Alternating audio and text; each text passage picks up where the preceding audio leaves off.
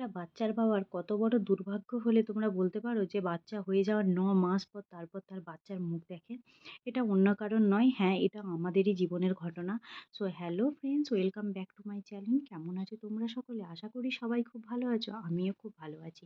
তো আমি না আমার এসএম ভ্লগে নতুন একটা ভিডিও নিয়ে তো তোমাদেরকে জানাই অনেক, অনেক, অনেক স্বাগত আর অনেক, অনেক ভালোবাসা।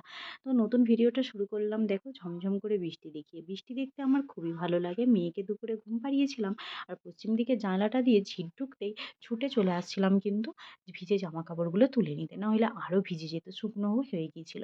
আর মেয়েকে ওইদিকে ঘুম পাড়িয়ে রেখে আসছি, ঠান্ডা ওয়েদার, ও ঘুমোচ্ছে আর আমি এদিকে দাঁড়িয়ে দাঁড়িয়ে বৃষ্টি দেখতে লেগে গেছি। দুপুরে রেটো বাসনপত্রও এখনও মাজা হয় না, কারণ খাওয়া দাওয়া করে মেয়েকে ঘুম দিতে গিয়েছিলাম। আর মেয়ে ঘুমানোর ফাঁকে তো অনেক কাজই করে নিতে হয়। তো যেটা তোমাদেরকে বলছিলাম যে হ্যাঁ, এই ঘটনাটা আমাদের জীবনেই ঘটেছে। আমার মেয়ে হয়ে যাওয়ার ৯ মাস পর আমার স্বামী এই ব্যাঙ্গালোর থেকে গিয়েছিল আমার মেয়েকে দেখতে। আর আমাকে তো একটা সময়ও দিতে পারেনি, কারণ বিয়ের ২.৫ মাস পরেই আমাকে দেশে রেখে ও চলে আসছিল ব্যাঙ্গালোরে। আর এখানেও ১১টা মাস কাটিয়ে গেছে। মানে এরকম দুর্ভাগ্য কতজনের কপালে হয় জানি না। আমার কপালটা এতটাই খারাপ ছিল যে কি বলবো।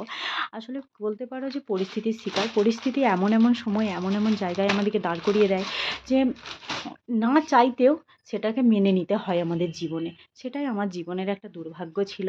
যাক, অনেক দীর্ঘ অপেক্ষার অবসান ঘটিয়ে আজকে আমি আমার স্বামীর কাছে আছি, সন্তান নিয়ে ঘর করছি। আমার সন্তানটা নিজের বাবার ভালোবাসা পাচ্ছে, এর থেকে বড় জিনিস আর কি হতে পারে।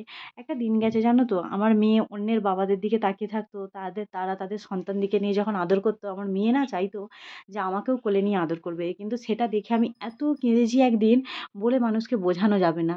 ঈদ গেছে, ঈদেতে স্বামীকে কাছে পাইনি, এত কান্না করেছি ঘরের আড়ালে।